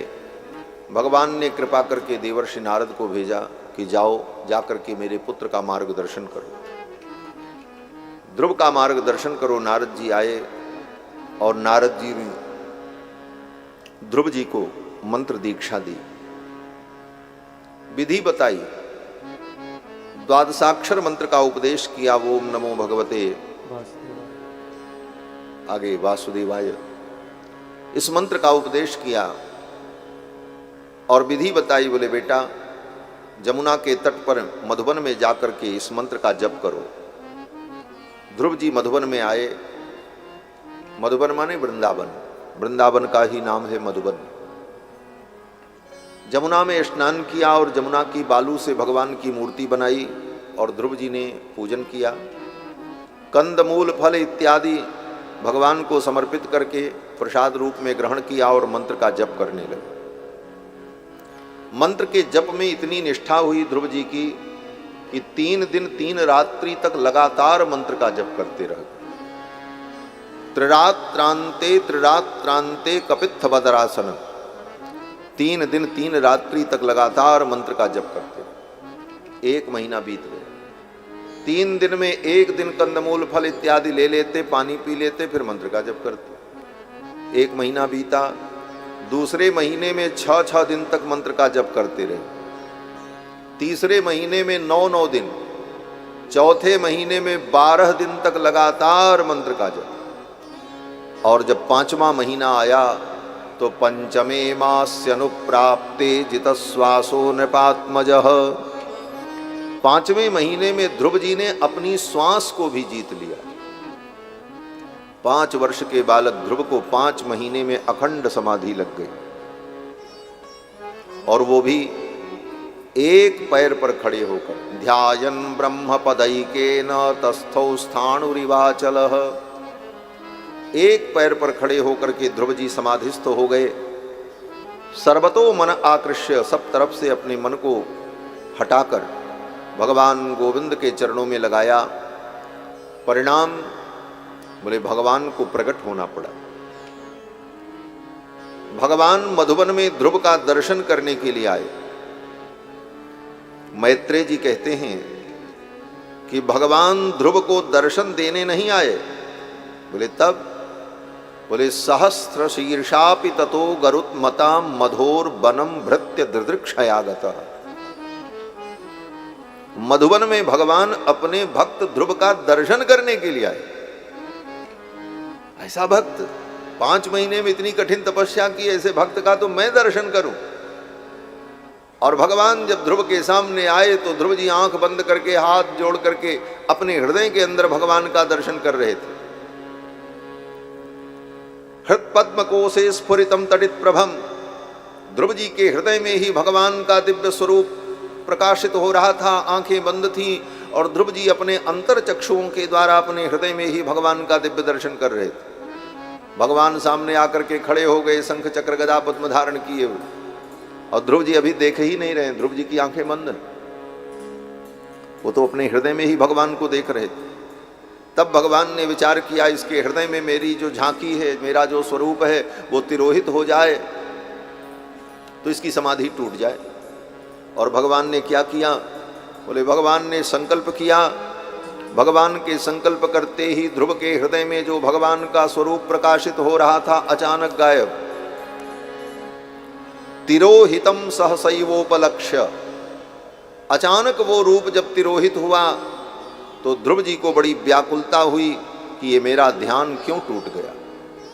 और उस व्याकुलता में ध्रुव जी की आंखें टक से खुली, और जब आंखें खुली तो ध्रुव जी क्या देखते हैं? जो रूप हृदय के अंदर था वही भगवान शंख चक्र गदा पद्म धारण किए सामने खड़े थे। बहिस्थितम तदवस्थम ददर्श, जो स्वरूप हृदय में था, बहिस्थितम तदवस्थम ददर्श, ध्रुव जी ने देखा। शंख चक्र गदा पद्म धारण किए पीतांबर बरमाला विभूषित भगवान ध्रुव के सामने खड़े।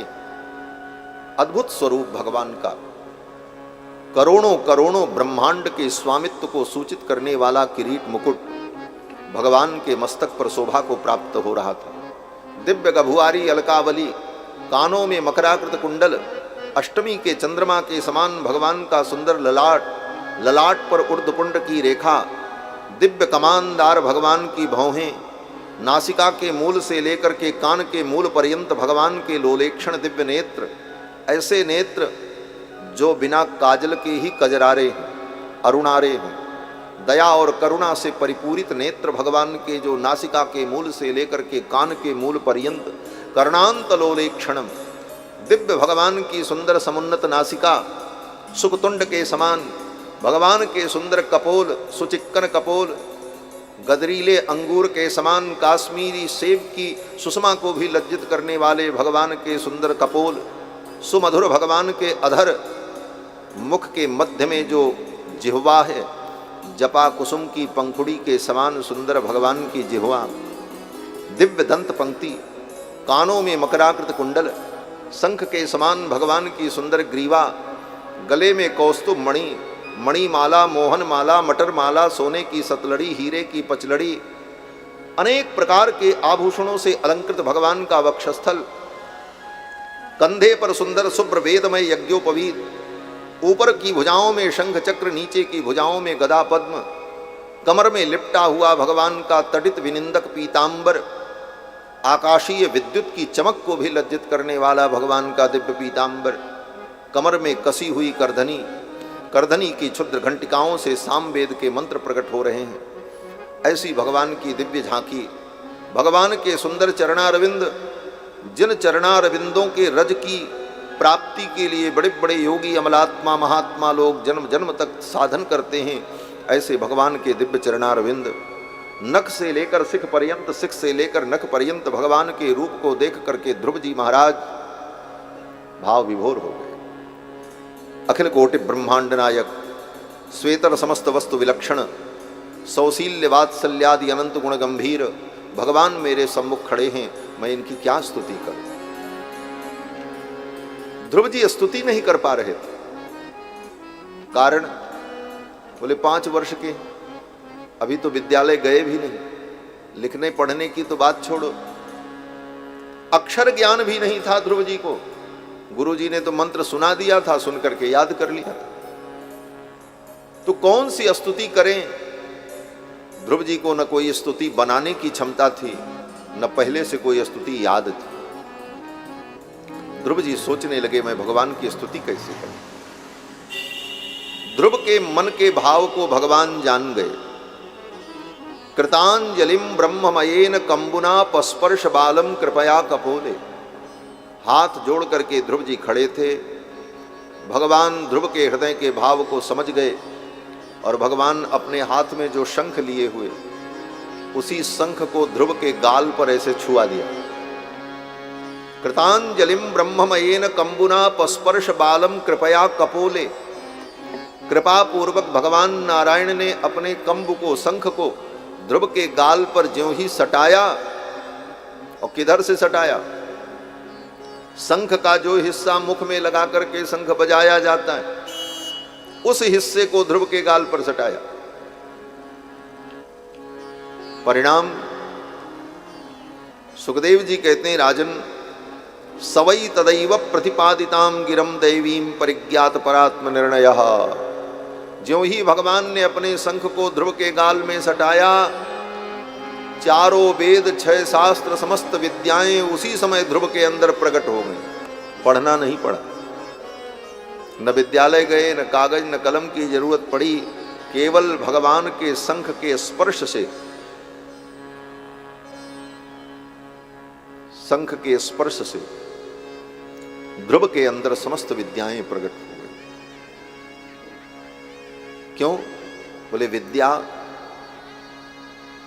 बुद्धि में होती है, आत्मा का विशेष गुण बन करके ज्ञान रहता है, लेकिन वह ज्ञान कभी भी प्रकाशित होता है तो मुख के माध्यम से ही होता है। संपूर्ण ज्ञान भगवान के बुद्धि में प्रतिष्ठित है और वह ज्ञान 4 वेद के रूप में, गीता के रूप में, अनेक रूपों में भगवान के मुख से ही प्रकाशित हुआ। अर्थात समस्त ज्ञान विज्ञान भगवान के मुख में प्रतिष्ठित है। और जिस मुख से भगवान शंख का निनाद करते हैं, शंख का स्पर्श उस मुख से होता है, उसी अंश को भगवान ने ध्रुव के गाल में सटाया। परिणाम बोले सारा डाटा ट्रांसफर हो गया, सारा ज्ञान विज्ञान ध्रुव के हृदय में प्रकट हो गया। महाराज वेद व्यास जी कहते हैं, सवई तदैव प्रतिपादिताम गिरम दैवीम परिज्ञात परात्म निर्णय। संपूर्ण तत्वबोध प्राप्त हो गया ध्रुव जी को। और फिर ध्रुव जी ने भगवान की बड़ी सुंदर स्तुति की। ध्रुव जी कहते हैं कि योऽन्त प्रविश्य मम वाचमिमां प्रसुप्तां संजीवयत्यखिल शक्तिधर स्वधाम्ना अन्यास्त हस्तचरण श्रवणत्वगादीन् प्राणान् नमो भगवते पुरुषाय तुभ्यम्। जो भगवान मेरे अंतःकरण में प्रविष्ट होकर मेरी प्रसुप्त वाणी को जागृत कर दिया, जिन्होंने मेरे अंग प्रत्यंग को सुंदर सुव्यवस्थित बना दिया, उन भगवान के चरणों में मैं प्रणाम करता हूँ। ये कह करके ध्रुव जी ने स्तुति की। कई श्लोकों में ध्रुव जी महाराज ने भगवान की बड़ी विलक्षण स्तुति की और अंत में भगवान ने कहा, बेटा जाओ, पिता का राज्य तुम्हें प्राप्त होगा। 36,000 वर्ष राज्य करना और फिर मेरे धाम को चले आना। भगवान की भक्ति से ध्रुव जी को संसार का राज्य भी मिला 36,000 वर्ष का, और संसार छोड़ने के बाद मुक्ति वैकुंठ का भी निर्णय भगवान ने कर दिया। बोले बाद में वैकुंठ चले आना। भगवान की भक्ति की यही विशेषता है। भगवान की भक्ति से संसार में भी सुख मिलता है और परलोक में भी सुख मिलता है। लोक परलोक दोनों में चकाचक आनंद। लोक भी चकाचक बन जाए और परलोक भी चकाचक। विभीषण को भी भगवान ने यही कहा था। देखो, जो संपत्ति रावण को भगवान शंकर ने दिया, लंका का राज्य वैभव, वो कैसे दिया था?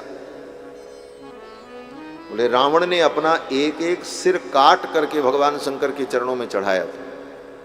कपर्दिने नमः, विप्तकेशाय नमः, वामदेवाय नमः कह कह। जो संपदा रावण को अपना सिर अर्पण करने पर प्राप्त हुई, वो भी काट करके सिर को चढ़ाया शंकर जी के चरणों में, तब मिला।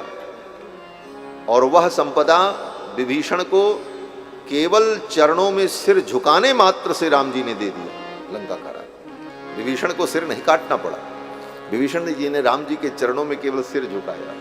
जो संपत्ति 10 शीस अर्प करी, जो संपत्ति 10 शीस अर्प करी, रावण शिव पहली हो, रावण शिव पहली। सो संपदा विभीषण ही कह, सो संपदा विभीषण ही कह, सकुच सहित हरि दीनी हो, सकुच सहित हरि दीनी। ऐसो को उतारी जग माही, ऐसो को उतारी जग माही। श्री गोस्वामी जी महाराज कहते हैं, विचार करो, ऐसो को उदार जग माही। इतना उदार कौन होगा इस दुनिया में? जो संपत्ति रावण को 10 शीश अर्पित करने के बाद मिली, वो संपत्ति भगवान ने विभीषण को लंका का राज्य दिया केवल सिर झुका लेने मात्र। और वो भी संकोच लग रहा था राम जी को कि हम इसको कुछ दे नहीं पा रहे, इसको कुछ और देना चाहिए। और इसके बाद राम जी ने विभीषण से कहा, विभीषण और कोई तुम्हारी इच्छा हो तो बताओ।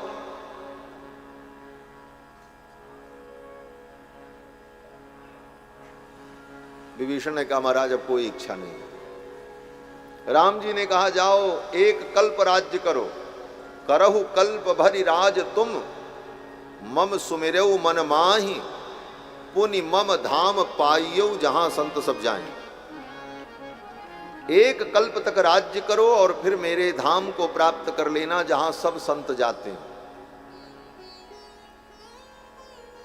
इस संसार में भी सुख, और मरने के पहले ही बैकुंठ की सीट कन्फर्म। इतनी बढ़िया व्यवस्था भगवान की, ऐसी व्यवस्था कहाँ मिलेगी? ऐसे ठाकुर जी को छोड़ करके दुनिया में हम मन लगाएं, कौन अज्ञानी होगा महाराज? गोस्वामी जी कहते हैं, ऐसो को उदार जगमाही, बिन सेवा जो द्रवहि दीन पर राम सरिस को नाही। कम्वा दयालुम शरणम ब्रजेम, वेद व्यास जी कहते हैं ऐसे दयालु भगवान को छोड़कर हम किसकी शरण में जाएं? ध्रुव जी महाराज को 36,000 वर्ष का राज्य भगवान ने दिया और कहा कि संसार छोड़ने के बाद मेरे धाम आ जाना, वैकुंठ में तुम्हें परम सुख प्राप्त होगा। तुम्हारे लिए मैं एक अलग लोक ही बना दूंगा, उसका नाम ध्रुव लोक होगा। आज भी ध्रुव जी उत्तर दिशा में एक तारा के रूप में चमकते हैं, जिसको ध्रुव तारा कहा जाता है। वो ध्रुव तारा क्या है? भगवान के भक्त। जितने तारे हैं वो सब अपने स्थान से इधर उधर होते रहते हैं। यहां तक कि सूर्य चंद्रमा भी अपने स्थान से इधर उधर हो जाते हैं। अपनी अपनी कक्षा में सभी ग्रह भ्रमण करते हैं, लेकिन ध्रुव, बोले ध्रुव का मतलब ही होता है जो अचल हो। आज भी भगवान के भक्त ध्रुव उत्तर दिशा में अंतरिक्ष में देदीप्यमान होते हैं। तो ये भगवान की भक्ति की महिमा है। ध्रुव जी महाराज को आशीर्वाद देकर के भगवान जब विदा हो गए तो ध्रुव जी को बड़ा पश्चाताप हुआ। बस एक बात कह करके वाणी को विराम देंगे। ध्रुव जी को पश्चाताप हुआ। ध्रुव जी ने कहा, हे संसार के प्राणियों, देखो मैं कितना अभागा हूं। ध्रुव जी ने यही कहा, अहो बत ममान आत्म्यम मंद भाग्यस्य पश्यत। देखो मैं कितना मंद भाग्य हूं, कितना अभागा हूं। लोगों ने कहा, ध्रुव जी आप अपने को अभागा कहते हो, इससे बढ़िया भाग्य और क्या हो सकता है कि मनु के कुल में जन्म हुआ, उत्तानपाद जैसे धर्मात्मा पिता मिले, सुनीति जैसी मां मिली, नारद जी जैसे गुरु मिले, 5 वर्ष की अवस्था में भगवान का दर्शन हो गया और भगवान की कृपा से समस्त विद्याएं प्राप्त हो गईं। 36,000 वर्ष अखंड राज्य करने का भगवान से वरदान मिल गया और इस संसार से जाने के बाद कहाँ निवास होगा, ध्रुवलोक की प्राप्ति होगी, ये भी भगवान ने कन्फर्म कर दिया। अब इससे आगे भी कोई भाग्य होता है? इससे बड़ी कोई उपलब्धि होती हो पूरी सृष्टि में, ब्रह्मांड में, तो कोई हमको बतावे। लेकिन ध्रुव जी कहते हैं कि मैं तो अभागा हूं। अहो बत ममानात्म्यम मंद भाग्यस्य पश्यत। देखो मैं कितना बड़ा अभागा हूं। ये ध्रुव जी ने क्यों कहा? यही भागवत का सार है। भागवत क्या कहना चाहती है? भागवत कोई नाच नौटंकी नहीं है, ये तत्व ज्ञान है। ध्रुव जी कहते हैं कि मैं अभागा इसलिए हूं कि मैंने बहुत बड़ी गलती की, मुझसे एक बहुत बड़ी भूल हुई। जो भूल है संसार के प्राणियों तुम भूल करके भी मत करना। कौन सी भूल हुई? ध्रुव जी कहते हैं मैंने भगवान से संसार मांगा, ये बहुत बड़ी भूल मैंने की। अगर भगवान से मैं ये संसार न मांगता और भगवान से कहता प्रभु मुझे अपने साथ ले चलो, तो मैं संसार बंधन से मुक्त हो गया होता। अब तो 36,000 वर्ष इसी संसार में मुझे बंधन में रहना पड़े। जो सारी दुनिया के जीवों को बंधन मुक्त करते हैं, उन प्रभु के चरणों में पहुंच करके भी मैंने संसार मांगा, ये मैंने बहुत बड़ी भूल की। यही मेरा दुर्भाग्य था।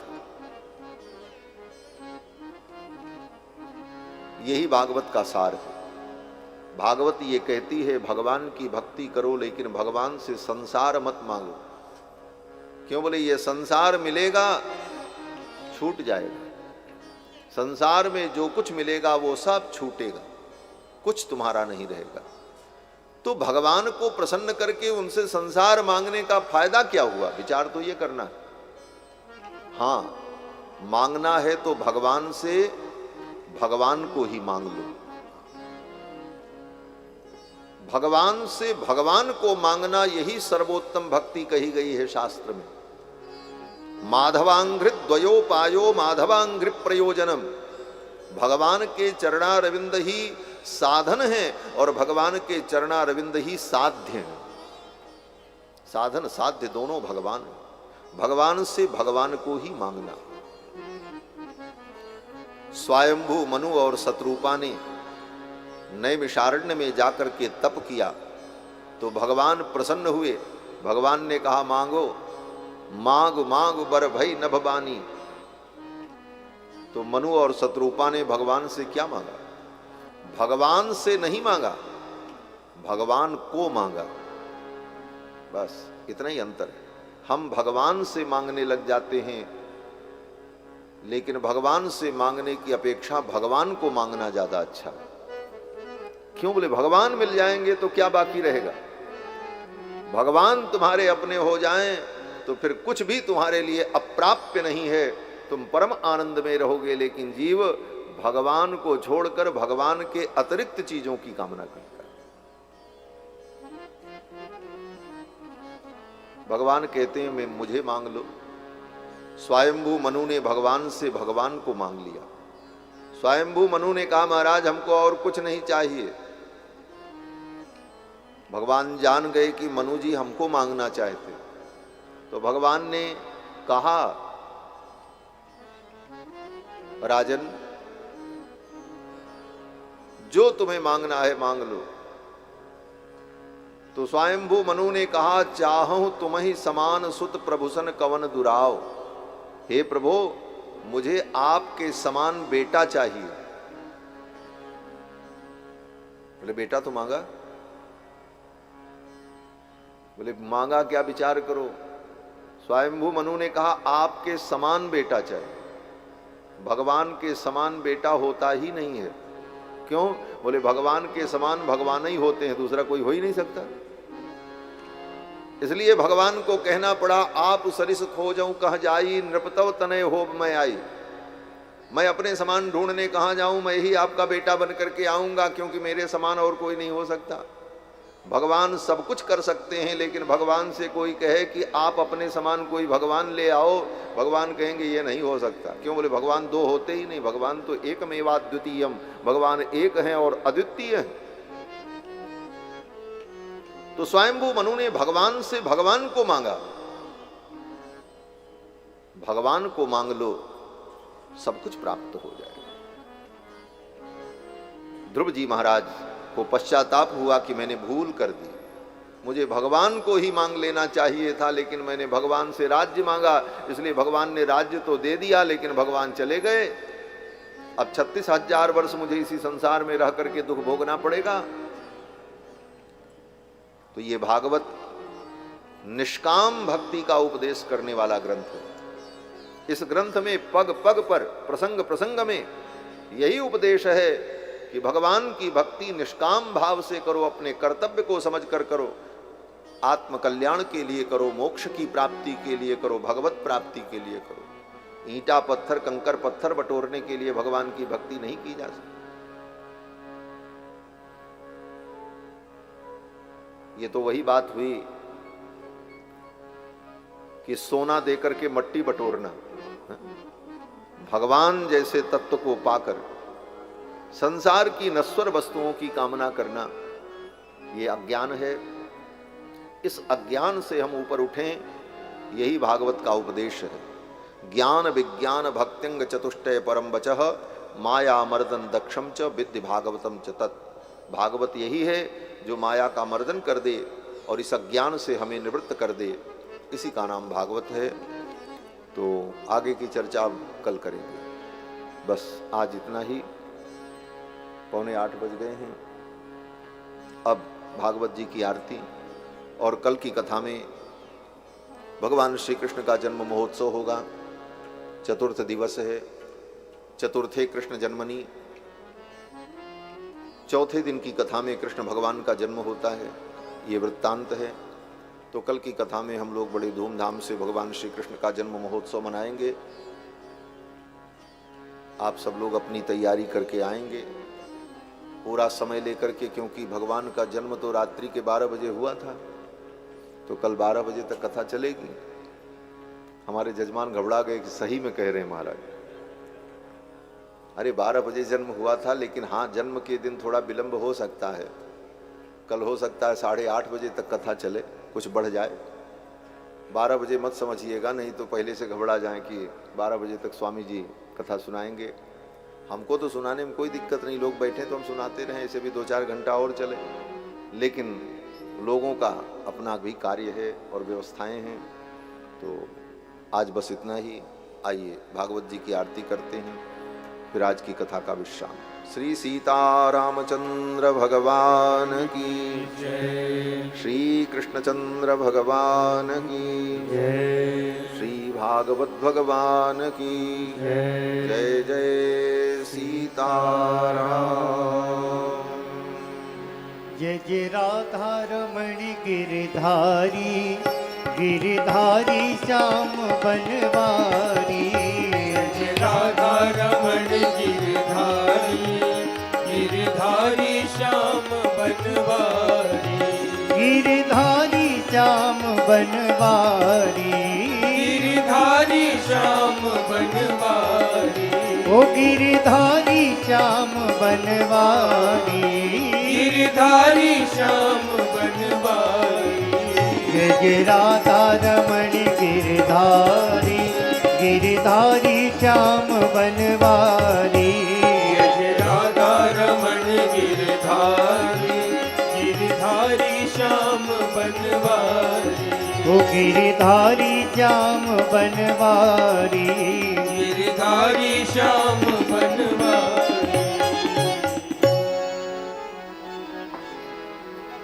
आरती अति पावन पुराण की, धर्म भक्ति विज्ञान कान की।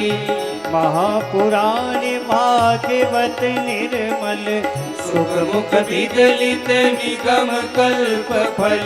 परमानंद सुधारस मय कल। लीला रति रस रस निधान की। आरती अति पावन पुराण की।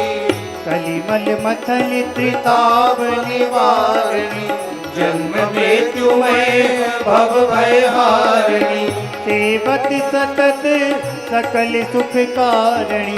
तुम हो सती हरि चरित गान की। आरती अति पावन पुराण की।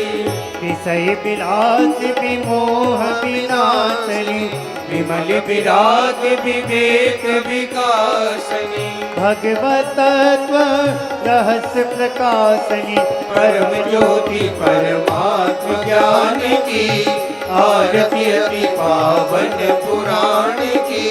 परमहंस मुनि मन उल्लासनी, रसिक हृदय रस रास विलासनी। मुक्ति मुक्ति रति प्रेम सुदासनी। कथा किंचन प्रिय सुजान की। आरती अति पावन पुराण की।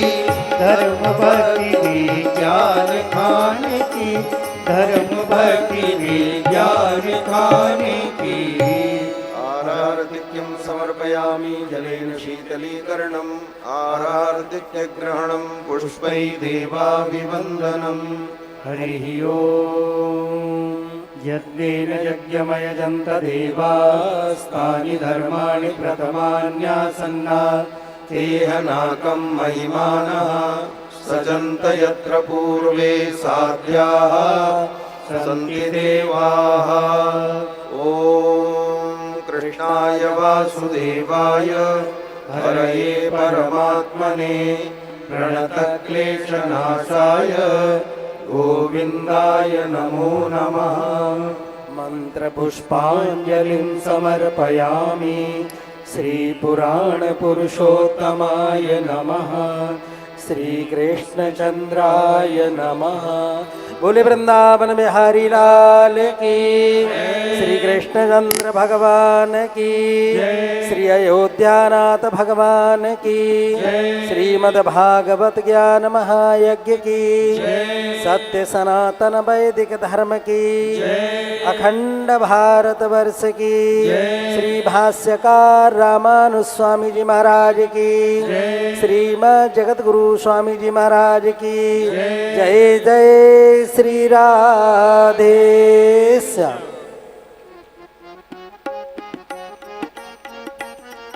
जय सिया राम। हमारे बीच में आज बेलापुर के श्री महंत जी पधारे हुए हैं। आपसे निवेदन करूंगा आप मंच पर पधारें। श्री शिवम मिश्र जी, शिवम मिश्र जी आप भी मंच पर पधारें।